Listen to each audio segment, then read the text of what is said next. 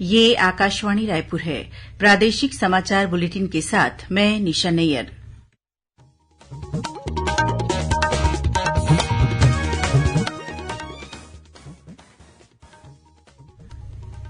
अब पेश है आज के मुख्य समाचार। भारत निर्वाचन आयोग ने छत्तीसगढ़ सहित 5 राज्यों के मुख्य सचिवों को पत्र लिखकर निर्वाचन संबंधी तैयारियां तेज करने के निर्देश दिए हैं। राज्य सरकार ने होमगार्ड जवानों के मानदेय में रैंक वाइज वृद्धि की। कबीर जयंती के अवसर पर आज प्रदेश भर में आयोजित किए जा रहे हैं विभिन्न कार्यक्रम। और सरगुजा जिले के उदयपुर में आज से शुरू हुआ 2 दिवसीय रामगढ़ महोत्सव।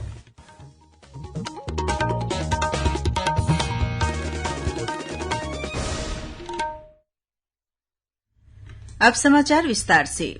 भारत निर्वाचन आयोग ने छत्तीसगढ़ सहित 5 राज्यों के मुख्य सचिवों को पत्र लिखकर निर्वाचन संबंधी तैयारियां तेज करने के निर्देश दिए हैं।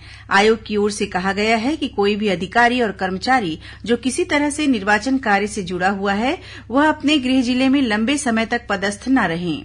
गौरतलब है कि छत्तीसगढ़ विधानसभा का कार्यकाल 3 जनवरी 2024 को खत्म हो रहा है। इसी तरह मध्यप्रदेश, राजस्थान, मिजोरम और तेलंगाना विधानसभा का भी कार्यकाल जनवरी 2024 में खत्म हो रहा है।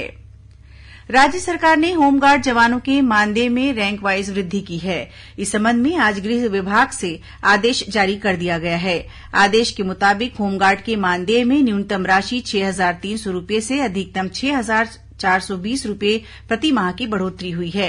यह वृद्धि 1 अप्रैल 2023 से मिलने वाले मानदेय पर लागू होगी। दक्षिण पूर्व रेलवे के खड़गपुर रेल मंडल में हुए रेल हादसे में प्रभावित यात्रियों के परिजनों को आवश्यक जानकारी और मदद के लिए दक्षिण पूर्व मध्य रेलवे के रायपुर मंडल में हेल्पलाइन नंबर 0771 2252 500 जारी किए गए हैं। हादसे से संबंधित जानकारी के लिए इन नंबरों पर कॉल करके संपर्क कर सकते हैं। इसी तरह दुर्ग, बिलासपुर और रायगढ़ रेलवे स्टेशन पर भी हेल्पलाइन नंबर जारी किए गए हैं। बिलासपुर और रायगढ़ स्टेशनों में हेल्पलाइन नंबर 1072 पर संपर्क कर जानकारी हासिल की जा सकती है। गौरतलब है कि ओडिशा के बालासोर जिले में शालीमार हावड़ा कोरोमंडल एक्सप्रेस बहनागा स्टेशन पर एक मालगाड़ी से टकराने के बाद पलट गई थी। इसी स्थान पर बेंगलुरु हावड़ा सुपरफास्ट ट्रेन भी पटरी से उतर गई थी। इस हादसे में 275 यात्रियों की मौत हो गई है।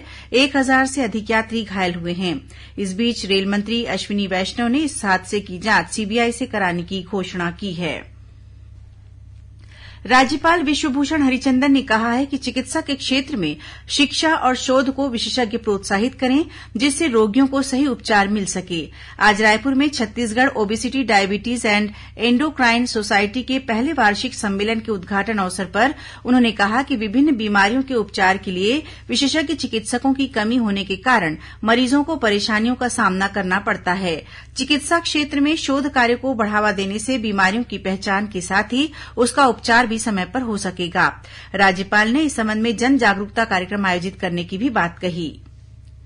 केंद्र की एनडीए सरकार के 9 वर्ष का कार्यकाल पूरा होने के उपलक्ष्य में भारतीय जनता पार्टी द्वारा देश भर में महासंपर्क अभियान चलाया जा रहा है। इसके तहत केंद्र सरकार की 9 वर्ष की उपलब्धियों को जन जन तक पहुंचाया जा रहा है। इसी कड़ी में आज जांजगीर चांपा जिले में भारतीय जनता पार्टी की लोकसभा स्तरीय बैठक आयोजित की गई, जिसमें 8 विधानसभा क्षेत्रों के कार्यकर्ता शामिल हुए।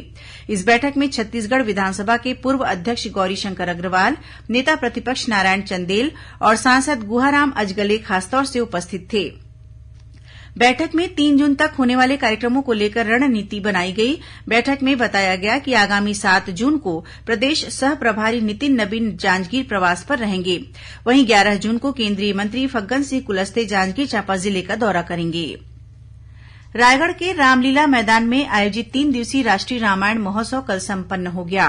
मुख्यमंत्री भूपेश बघेल समापन कार्यक्रम के साथ ही केलो नदी के तट पर आयोजित महाआरती में भी शामिल हुए। इस अवसर पर उन्होंने कहा कि इस महोत्सव का आयोजन राष्ट्रीय रामायण महोत्सव के रूप में किया गया था, लेकिन कंबोडिया और इंडोनेशिया के रामायण दलों के आने से इसका स्वरूप अंतर्राष्ट्रीय हो गया। कार्यक्रम में श्री बघेल ने घोषणा की कि प्रदेश की सभी नदियों के संरक्षण के लिए अलग से प्राधिकरण बनाया जाएगा। फिलहाल इंद्रावती और अरपा नदी के संरक्षण के लिए प्राधिकरण गठित किए गए हैं। राष्ट्रीय रामायण महोत्सव के दौरान 2 विश्व रिकॉर्ड भी बने। पहला रिकॉर्ड अरण्यकांड को सबसे ज्यादा 3 दिनों तक यानी 756 मिनट लगातार मंचन करने को लेकर बना। वहीं दूसरा वर्ल्ड रिकॉर्ड रायगढ़ जिला प्रशासन को 10,000 से अधिक लोगों द्वारा सामूहिक रूप से हनुमान चालीसा का पाठ करने के लिए प्रदान किया गया। महोत्सव के दौरान अरण्यकांड प्रतियोगिता में कर्नाटक की रामायण मंडली ने पहला पुरस्कार प्राप्त किया। वहीं असम को दूसरा और झारखंड की रामायण मंडली को तीसरा पुरस्कार प्रदान किया गया। समापन समारोह में कंबोडिया, इंडोनेशिया सहित सभी राज्यों और जूरी मेंबरों को सम्मानित किया गया। महोत्सव के अंतिम दिन कल कवि कुमार विश्वास, कलाकार दिलीप षडंगी और मैथिली ठाकुर ने अपनी प्रस्तुतियां दी। प्रादेशिक समाचार आप आकाशवाणी रायपुर से सुन रहे हैं। छत्तीसगढ़ की खबरों से है आपका वास्ता और खबरों की विश्वसनीयता से है हमारा वास्ता। आकाशवाणी समाचार रायपुर के प्रादेशिक समाचार बुलेटिन के साथ ही हमारे समसामयिक कार्यक्रम आप रेडियो के अलावा अपने मोबाइल पर भी सुन सकते हैं। आकाशवाणी समाचार फेसबुक, ट्विटर और यूट्यूब पर भी उपलब्ध है। हमारा Facebook page Chhattisgarh news on AIR, Twitter handle CGAIR news और हमारा यूट्यूब चैनल है छत्तीसगढ़ AIR न्यूज। तो अब रेडियो के साथ ही आपके मोबाइल के जरिए भी हम पहुंच रहे हैं आप तक। छत्तीसगढ़ की हर खबर के लिए सुनते रहिए आकाशवाणी समाचार। और अब आगे बढ़ते हैं बाकी के समाचारों की ओर। आज कबीर जयंती है। इस मौके पर प्रदेश भर में विभिन्न कार्यक्रम आयोजित किए जा रहे हैं। राजधानी रायपुर में आज कबीर पंथ के लोगों ने रैली निकाली। वहीं कुछ जगहों पर भंडारा का भी आयोजन किया गया। मुख्यमंत्री भूपेश बघेल ने कबीर जयंती के अवसर पर प्रदेशवासियों को बधाई और शुभकामनाएं दी हैं। अपने संदेश में श्री बघेल ने कहा है कि संत कबीर का जीवन दर्शन सदैव प्रासंगिक है।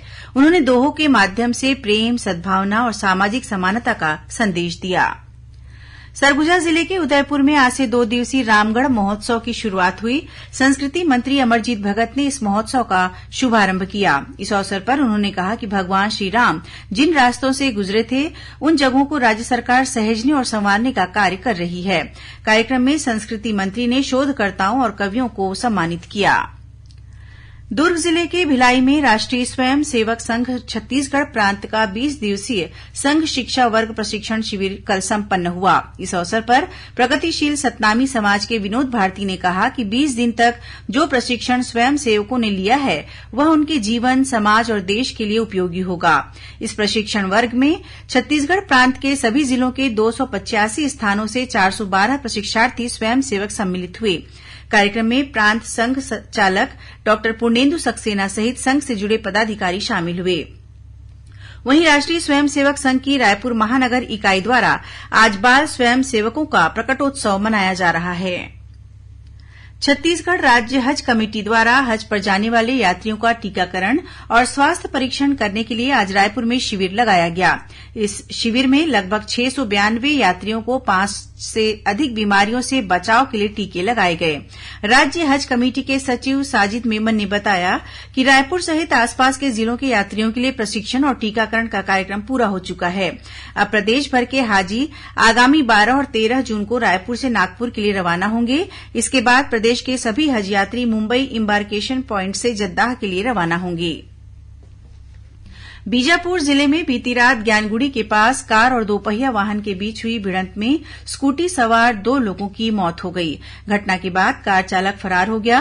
फरार युवक की गिरफ्तारी की मांग को लेकर स्थानीय लोगों ने प्रदर्शन किया। वहीं जशपुर जिले के कुनकुरी थाना क्षेत्र में तेज रफ्तार कार ने एक मोटरसाइकिल को टक्कर मारने के बाद कई वाहन सवारों को ठोकर मार दी। इस हादसे में 3 लोग गंभीर रूप से घायल हो गए हैं, जिन्हें अस्पताल में भर्ती कराया गया है। और अब पेश है मौसम का हाल। बस्तर सहित प्रदेश के कुछ इलाकों में आज शाम मौसम में बदलाव आया और तेज हवाओं के साथ हल्की बारिश हुई। जगदलपुर शहर में आज दोपहर बाद गरज चमक के साथ बारिश हुई। वहीं बिलासपुर और रायगढ़ जिले में भी हल्की बारिश होने से लोगों को गर्मी से कुछ राहत मिली है। इस बीच मौसम विभाग ने आगामी 24 घंटों के दौरान प्रदेश में 1-2 स्थानों पर गरज चमक के साथ आकाशीय बिजली गिरने और तेज हवाएं चलने की संभावना व्यक्त की है। और अब कुछ खबरें संक्षेप में। कल विश्व पर्यावरण दिवस मनाया जाएगा। इस मौके पर मुख्यमंत्री भूपेश बघेल ने प्रदेशवासियों को बधाई और शुभकामनाएं देते हुए कहा है कि यह दिन मानव और प्रकृति के बीच सामंजस्य बढ़ाने के लिए प्रेरित करता है। विश्व पर्यावरण दिवस कल जांजगीर चांपा जिले के बहेराडीह स्थित किसान स्कूल में जागरूकता रैली निकाली जाएगी।